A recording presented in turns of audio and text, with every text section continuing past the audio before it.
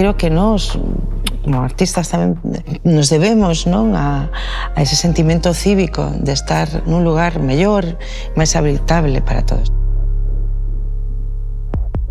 20 anos despois hai outros prestixes en forma de televisión, en forma de medios públicos, en forma que seguimos non queréndonos a nós mesmos.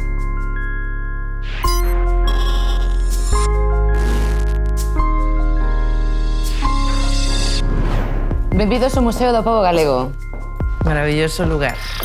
Senta, Fede. Grazas. Benvidos os referentes, o derradeiro desta segunda tempada, os dous, a Uxía e a Federico Pérez. Moitísimas grazas por asistir, de verdade. Un placer. Grazas a vos. Mirade que hai anos que vos coñezo os dous e lendo sobre vos aínda descubrín cousas que non sabía. E que tendes en común, ademais. Unha delas, por exemplo, a vosa infancia, parte da vosa infancia, transcorreu nunha taberna, nun bar, por motivos familiares. E iso, por exemplo, de ti, Uxía, cos anos que hai que te coñezo, non o sabía.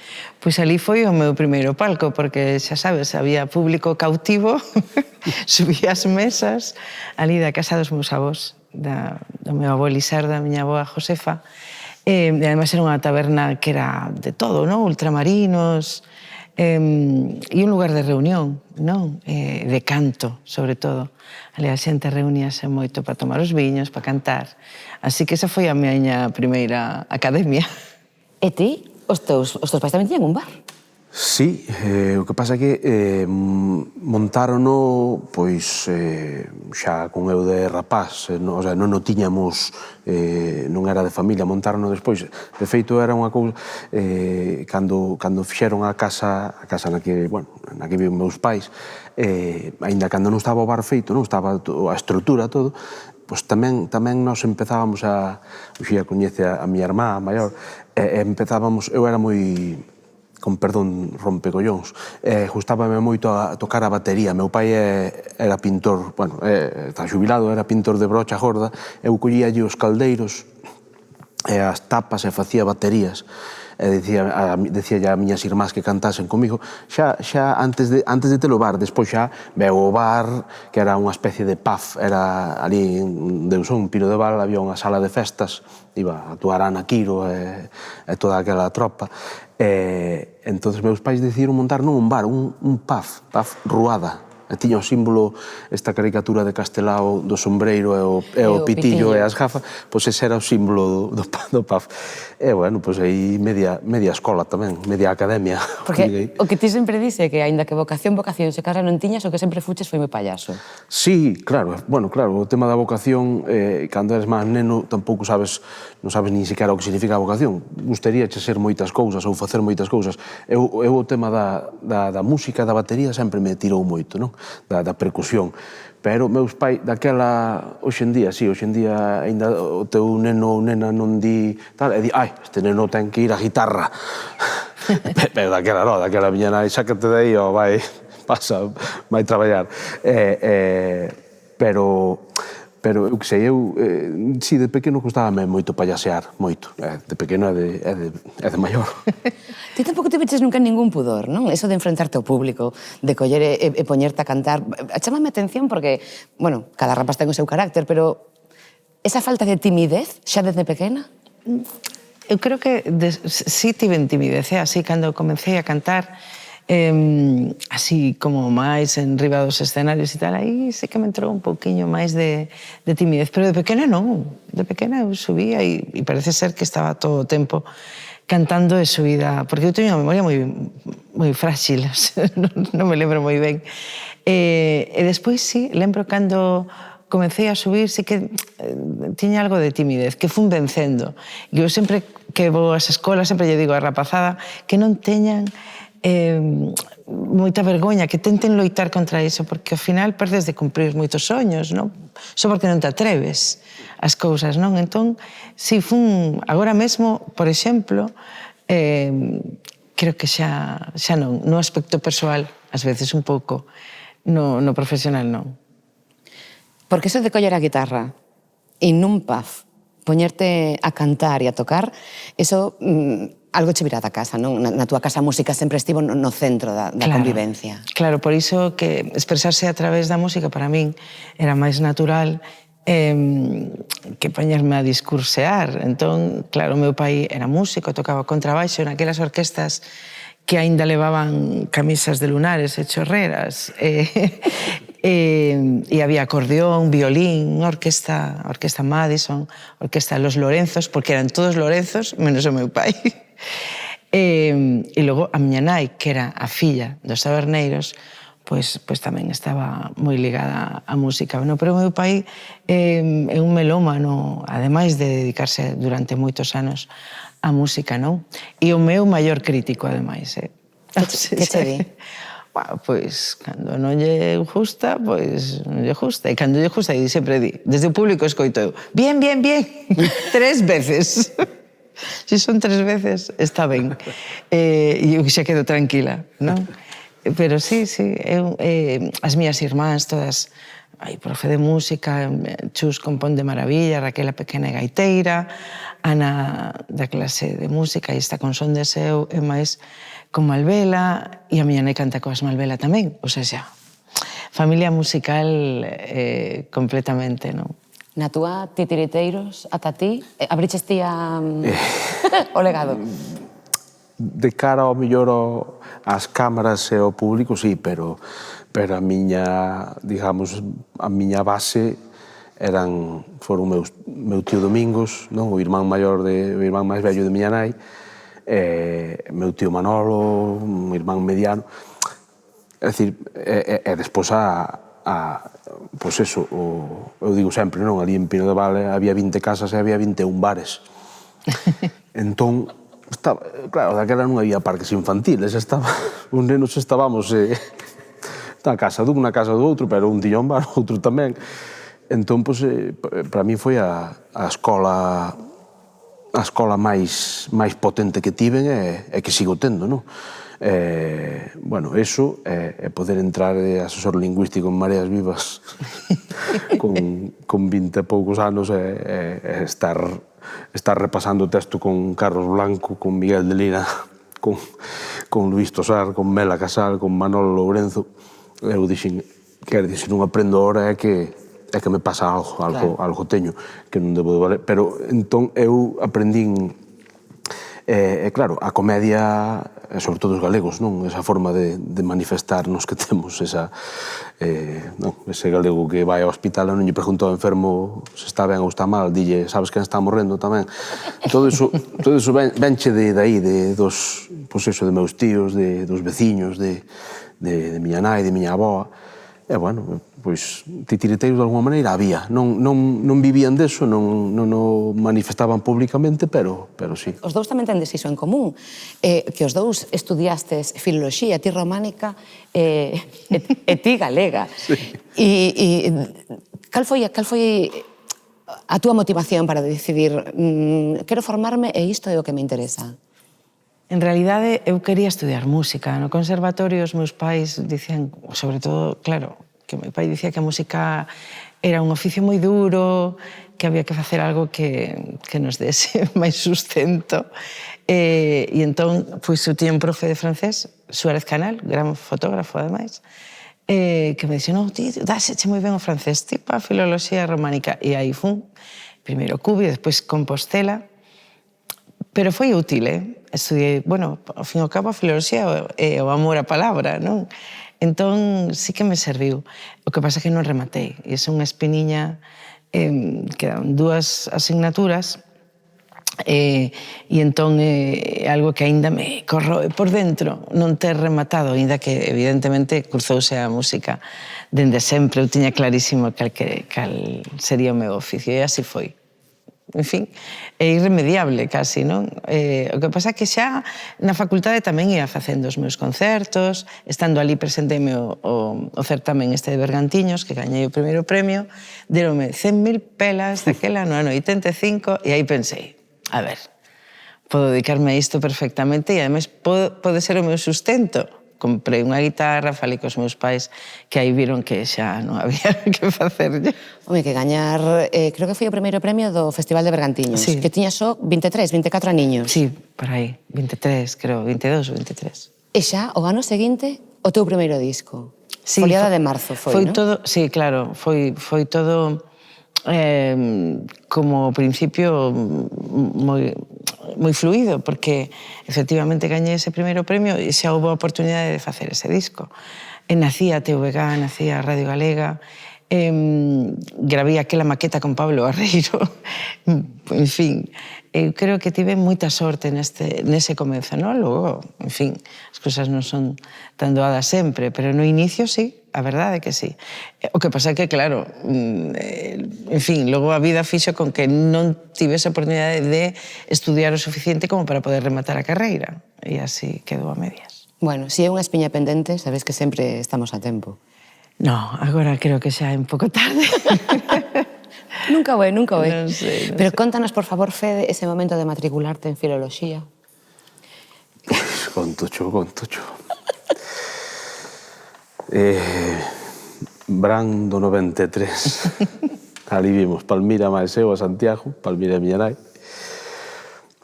Eu sempre, outra das miñas paixóns é o xornalismo, sobre todo o radiofónico.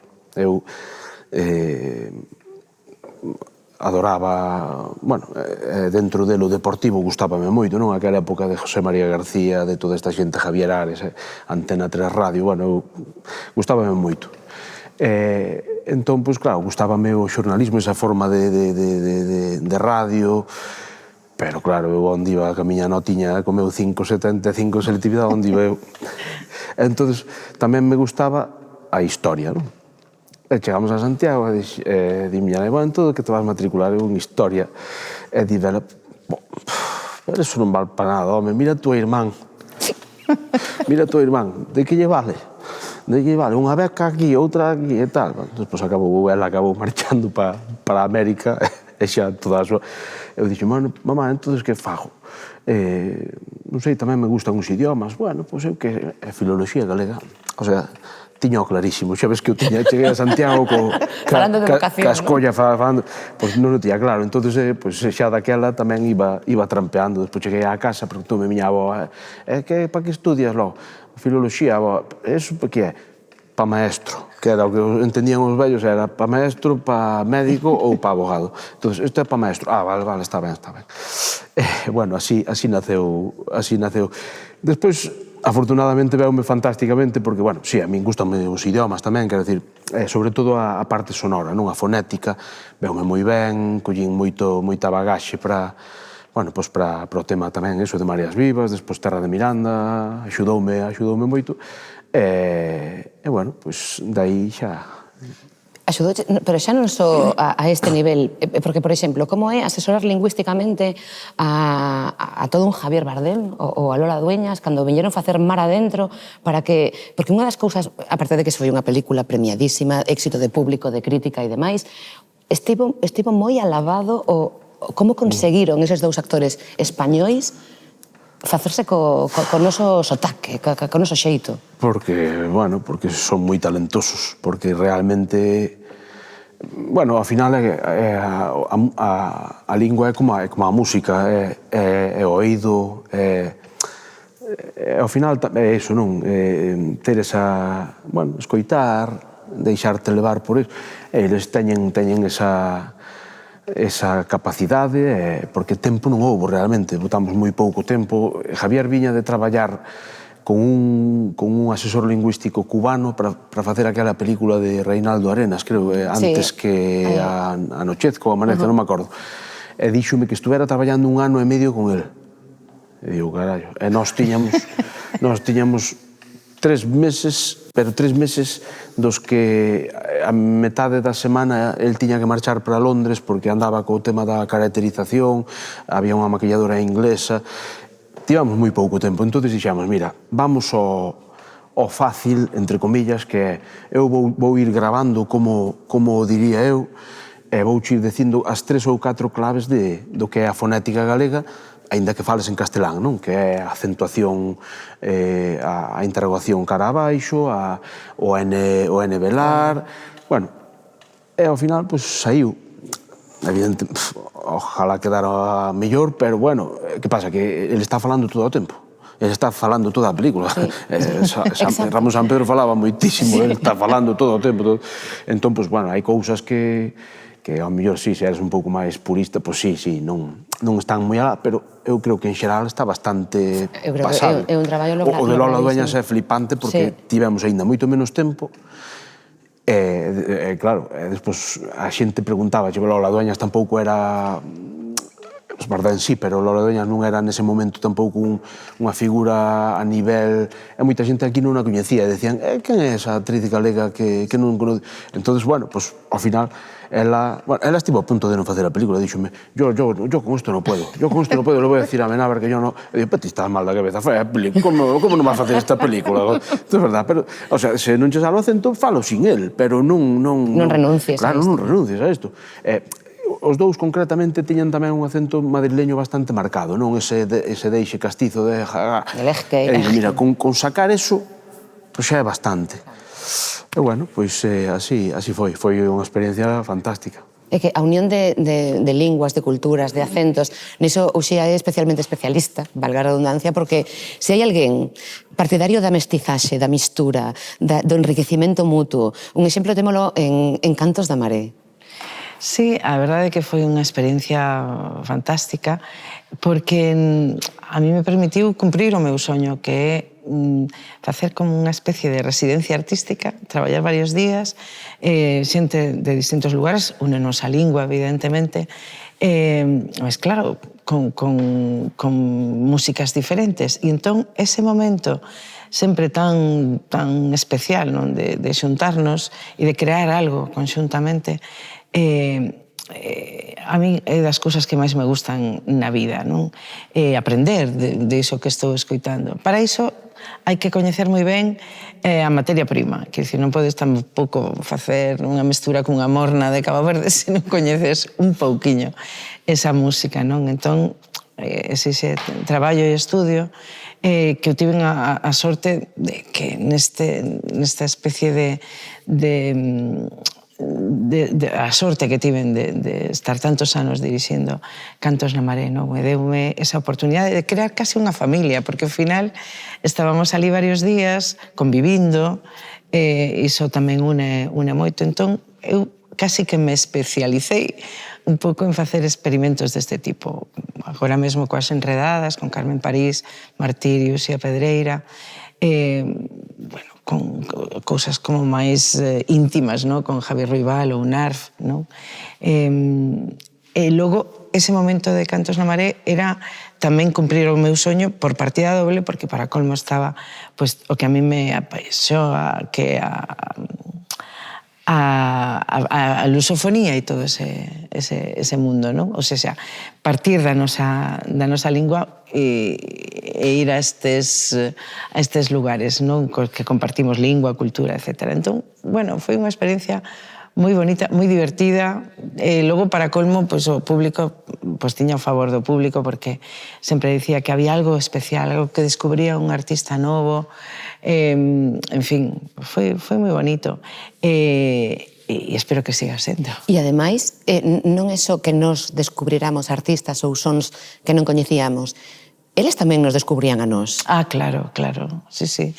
Dende logo coñecían esta cultura riquísima que temos, unha música de raíz que non coñecían o suficiente e que os namorou para sempre, non?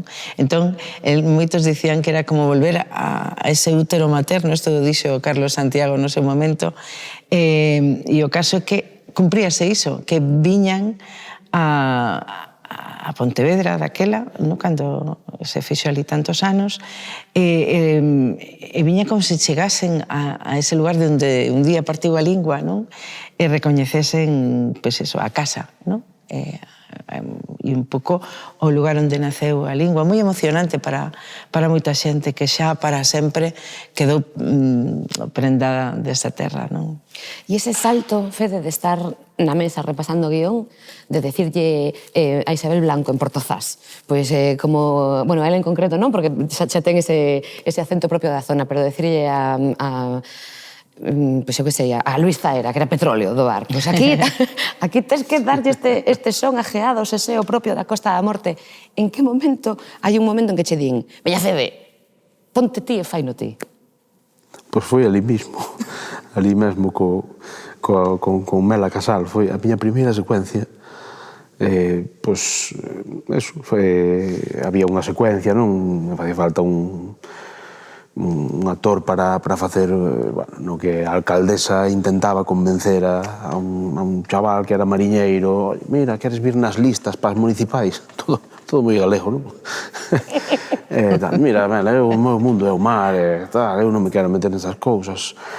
Entón, pois, non sei como foi exactamente, claro, eu que sei, ao final, o que decía hoxe antes da familia, de estar en familia, ti vas coñecendo outra xente, vanche conocendo a ti, van vendo, pois mira, Federico dáselle ben isto tamén, oi, queres probar?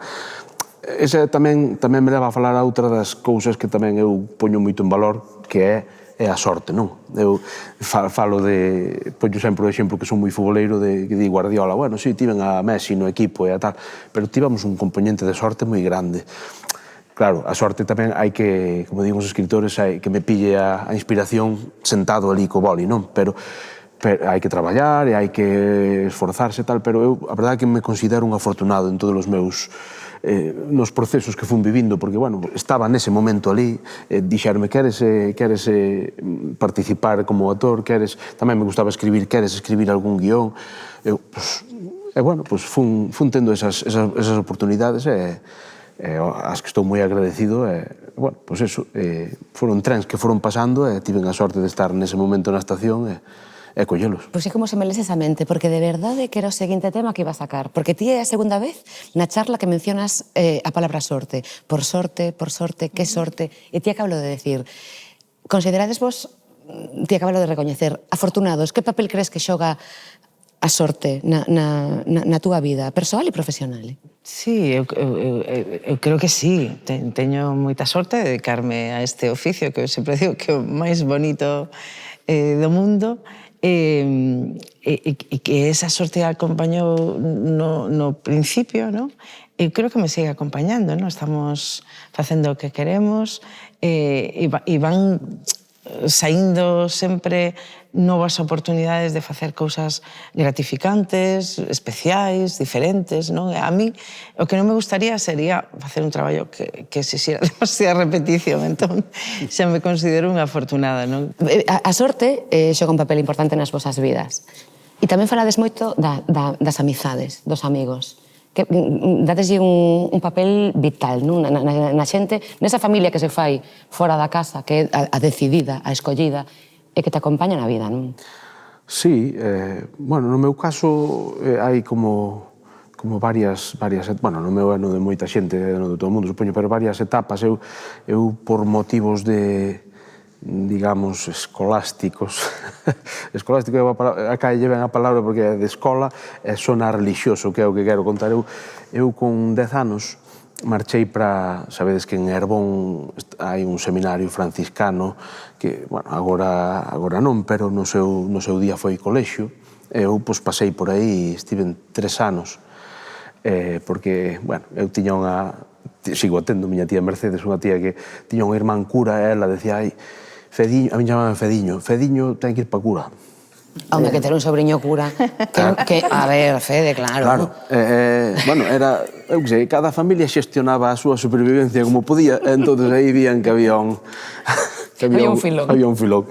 Fediño, eres pequeno, non sabes nin de que che falan. Entón, pois, era a época na que os franciscanos iban así tamén, sobre todo polas zonas do rural, un pouco expoñendo a súa oferta e que os nenos que quixese ir e tal, pois podían ir a esos internados, a eses seminarios. Bueno, pois había un campamento de verán en agosto, bueno, pois fun ao campamento e dixen, pasei unha semana ali, pero fantástico, piscina, xogar todo o día, eu quero vir pa aquí. Despois, claro, cheguei en setembro e xa non era así, era outra cousa. Pero, bueno, ao final acabei vivindo 3 anos da miña vida ali.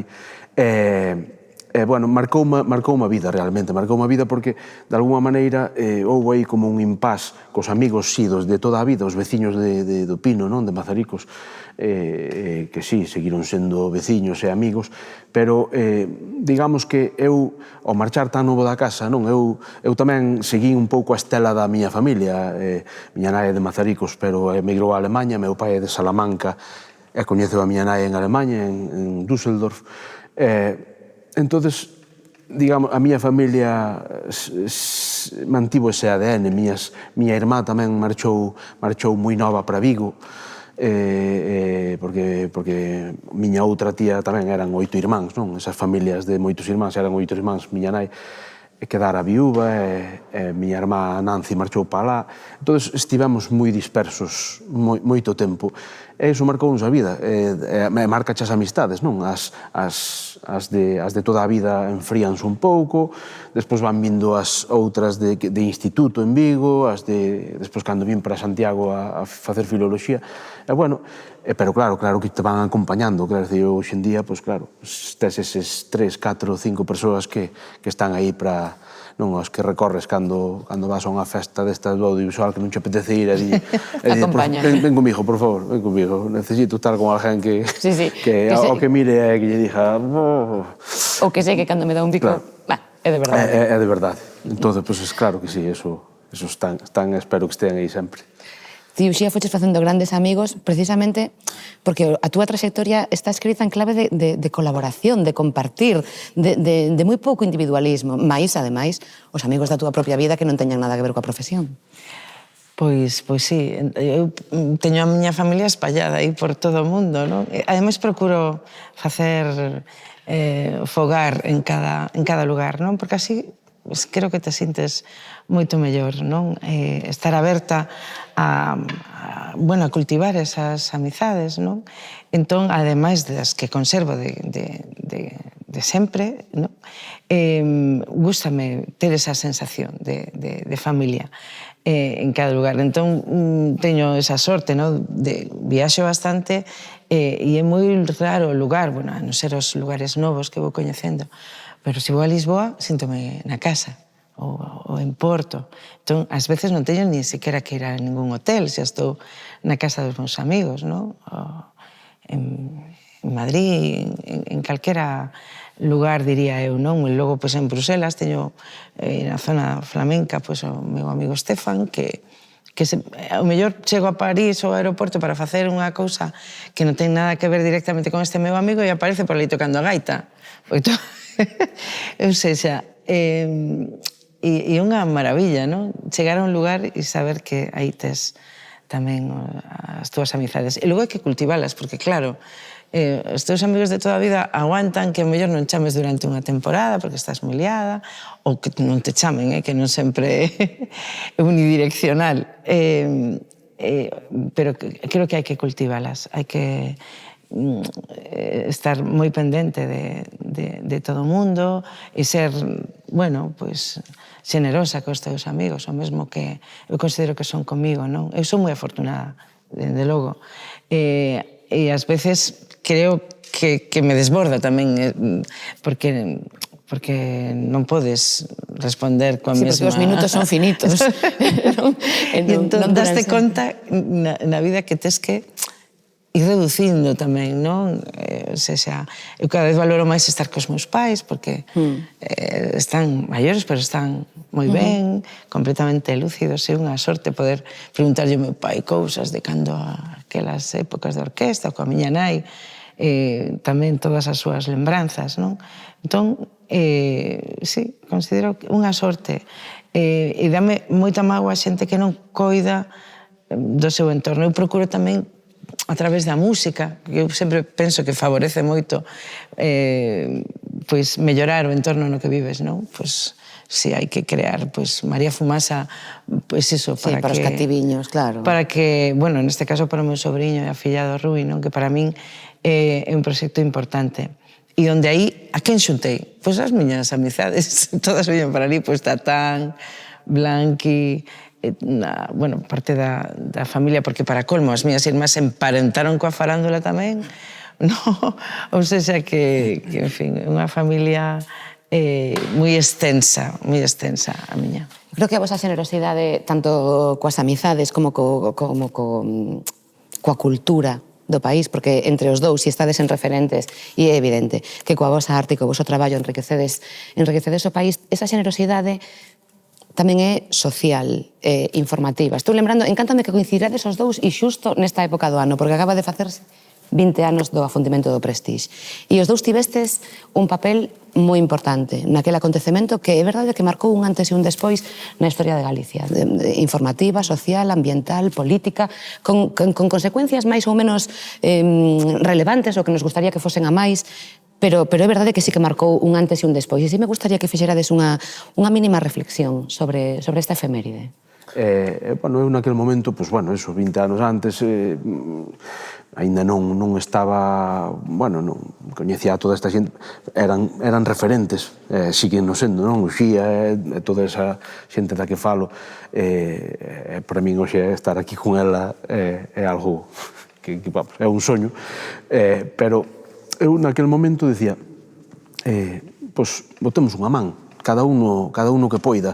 Eu, pois, no que pouco que sabía, no que iba aprendendo, a xente que aquí iba contactando, eso, vexo que 20 anos despois hai outros prestixes en forma de televisión, en forma de medios públicos, en forma que seguimos non queréndonos a nós mesmos.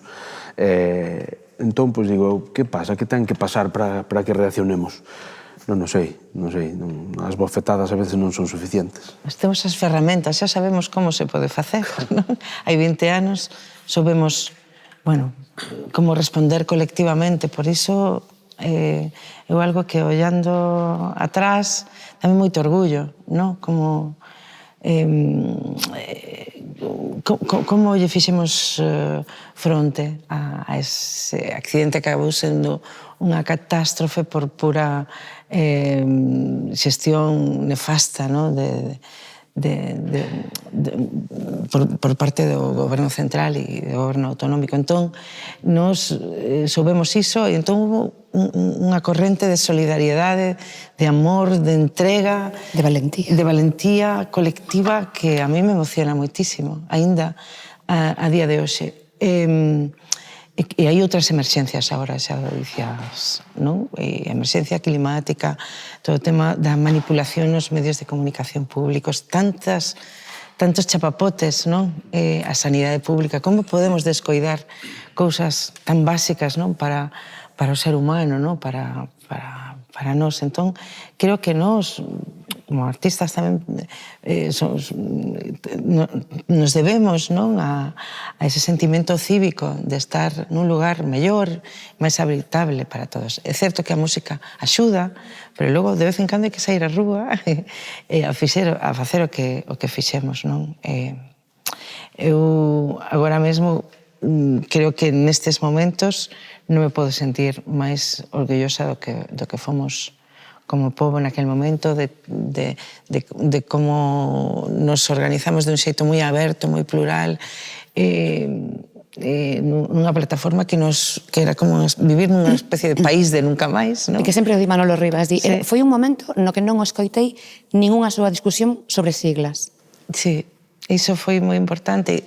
Supoño que é unha lección que deberíamos aprender, non?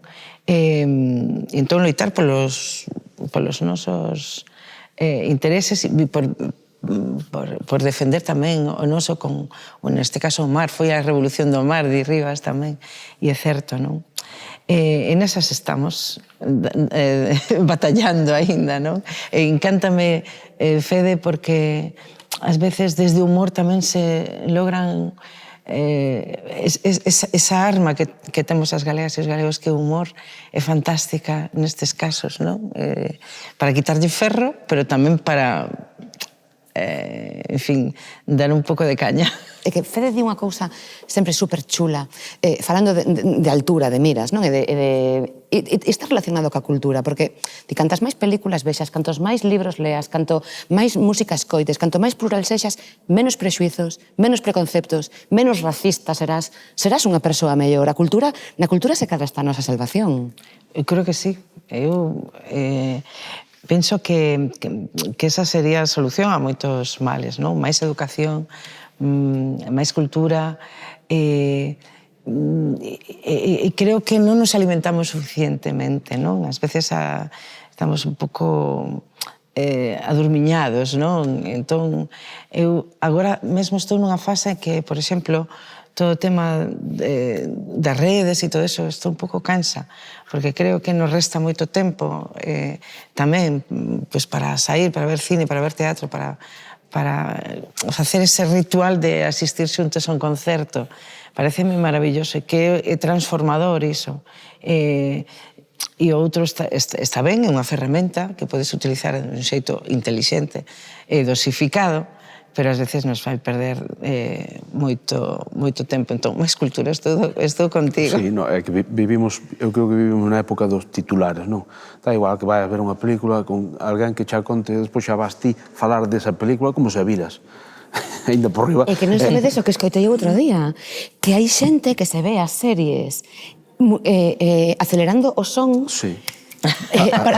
Para consumir cantos máis capítulos en menos tempo mellor, deglutir sen gozar, sen reflexionar, sen acabar desfrutando da obra que en principio te interesa. Non sei se ten moito que ver con isto, algo supoño que ten que ver, pero outro día, bueno, eu teño dúas nenas, e outro día íbamos no coche escoitando música e dime, non sei cal foi das dúas, dixome: papá, a ti por que casi todas as cancións que che gustan duran 5 minutos ou máis?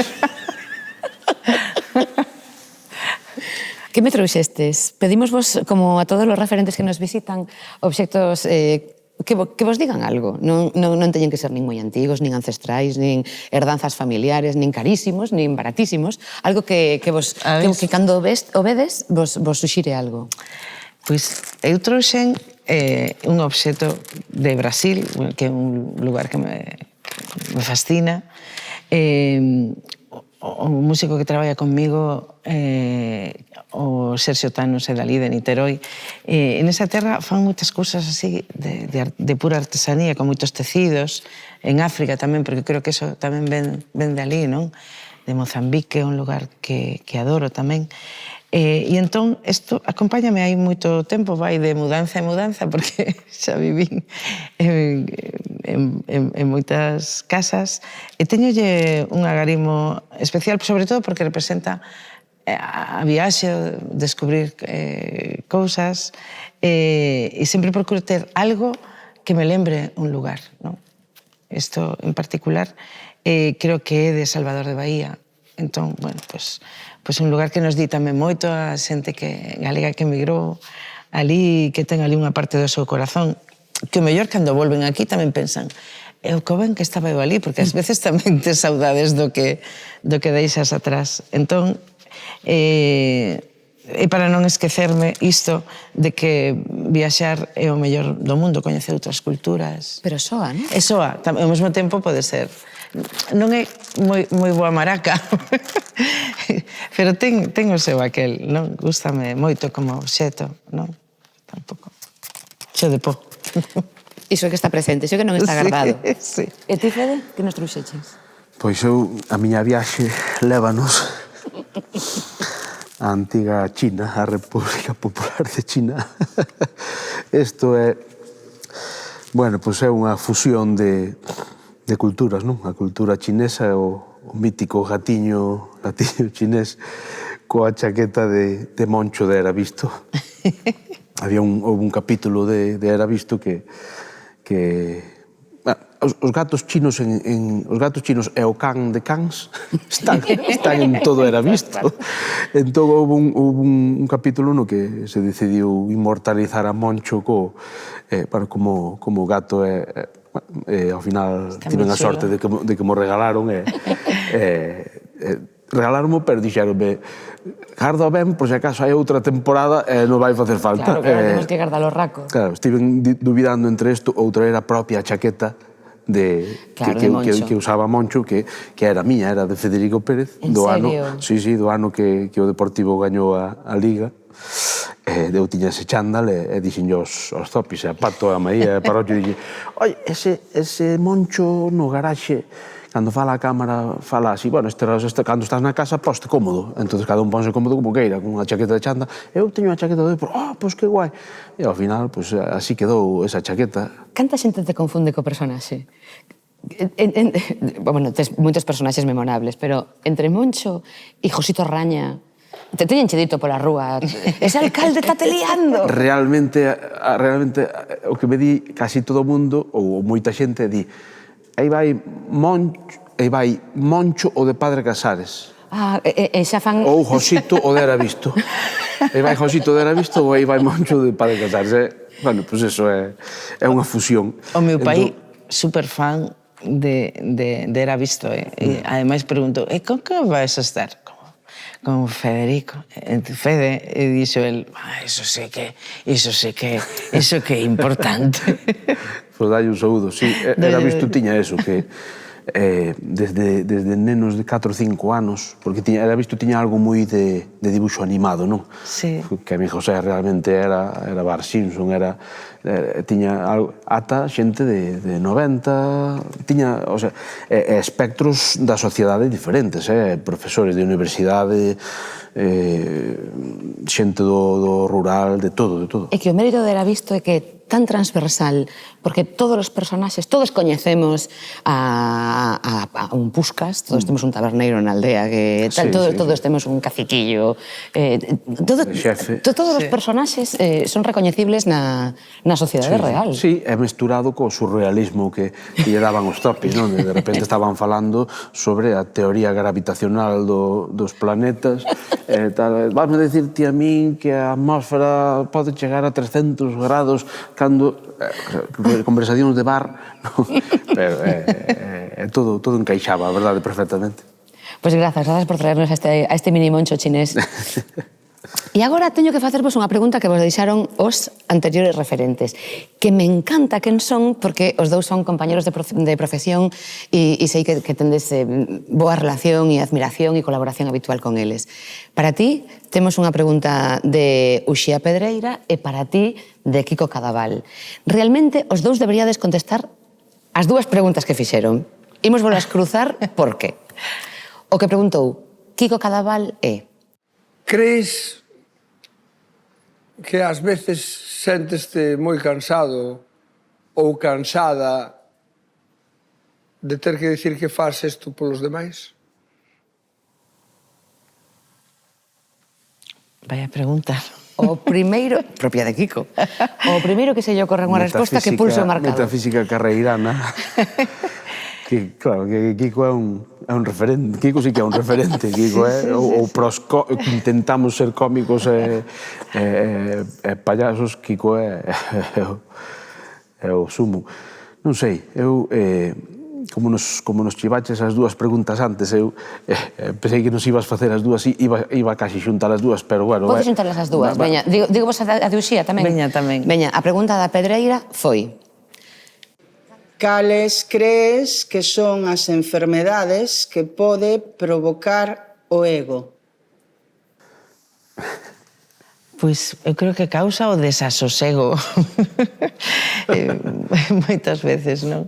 E sobre todo cando non o tes domado, porque evidentemente tes que camiñar pola vida co ego armado, pero sen que iso se faga perder de vista o que é as túas debilidades, en fin, as túas limitacións como ser humano, non? Entón, gustame moito esa pregunta tan pedreira, ademais, unha muller que quero e admiro moitísimo, unha das grandes artistas, quizáis das máis transgresoras, das que, bueno, das miñas amigas da alma da música, que son Guadi e Uxía, aquí. Entón, creo que reflexionamos moito sobre iso e creo que sí, que causa moitas enfermedades se non o dominas ben, claro. Se te domina a ti. E que me dis de xustificar que todo se fai polos demais? Ai... A ver, en realidade é certo que ás veces nos vestimos de xente espléndida e non sei que, e moitas veces estamos actuando egoístamente, non? E ás veces hacemos cousas egoístamente que dicimos que son para os demais, non? Non sei se que sí, ás veces xustificamos o injustificable e niso ten razón Kiko, que é un sabio e o di con coñecemento de causa. Eu para responder ás dúas vou aproveitar unha anécdota. Hai como 3 semanas fun a Pobra de Caramiñal, no que estreaban unhas pezas que fixeron unha asociación de discapacitados que hai en Boiro. Entón, pois, bueno, eu teño ese aquel de que máis ou menos chámanme dunha cousa, doutra e tal, pois, cóstame decir que non. Sobre todo cousas así, botar unha man, poderías vir a gravar con nós isto. Entón, na roda de prensa, preguntaronme, bueno, ti por que te animaches a facer isto? A miña resposta foi, por ego. Para calmar o meu estas cousas que moitas veces dicen, para que faz isto? Joder, pois para que a xente vexa que son super guai. Non, unha vez máis cóstame responder sin retranca, porque un pouco moitas veces falo, decía, oxía, moitas veces faz cousas e despois ao mellor barnízalas un pouco, pero diste, bueno, vou facer porque me apetece. Ou outras cousas non te apetece, pero falas igual por... Nunca, eu creo que hai unha liña vermella moi fina e nunca sabes moi ben por que faz. É dicir, eu non creo que ninguén faga nada que non lle apeteza. Pero, bueno, moitas veces hai que sobreactuar un pouco. Eu tamén digo que os actores e as actrices creo que botamos actuando máis tempo fora de, digamos, do set ou do escenario que cando estamos no escenario. Cando estás no escenario realmente estás divertindo, estálo pasando ben. Despois actúas cando tens que negociar un contrato, cando tens que estar con xente que ao mellor non che... Entonces actúas. Pero eu realmente cando estou metido en fariña, nunca mellor dito, paso moi ben. E iso que non son eu, que é outra das cousas bonitas do noso chollo, non? Que decía Sabina, la del pirata cojo, non? Vivir a outras vidas e probar a outros nombres. Eu son feliz non sendo eu. Entón, pois, supoño que iso ten moito que ver co ego. Eu, ao final, son un tipo, máis ben, ainda que non o pareza, son un tipo introvertido sí, de verdade, de verdade. Moita xente que me conoce ben di, Federico é actor porque é un tipo moi para sí, moi para dentro, como diría Paco León. Que despois se tivo que justificar. Non te justifiques. Se os galegos somos para dentro, sí, algúns mar adentro, outros menos adentro. Punto. Ten razón Kiko, evidentemente, unha vez máis. Claro, non hai que justificarse, hai que ser, estar ou parecer, que eran os verbos copulativos. Eses eran os copulativos. Os copulativos, é verdade. Un filólogo. De verdade, non se me ocorre mellor peche para esta temporada. Uxía, Fede, agradezovos moitísimo que viñerades, que forades tan xenerosos, tan naturais, que contarades tantas cousas. Vos pasástelo ben? Moi ben, super ben. Pareceron 5 minutos. Sí. Estaría aquí outras 2 horiñas. A verdade é que cando pensas neste tipo de cousas, bueno, pues, non sei, neste caso tiña moi claro que contigo e con Fede ia ser moi doado. Así que nada, feliz de ter participado, paseino moi ben e que haxe máis referentes, por favor. Esperemos, aquí estaremos. De momento, moitas grazas, foi unha honra e un placer. Igualmente. Igualmente.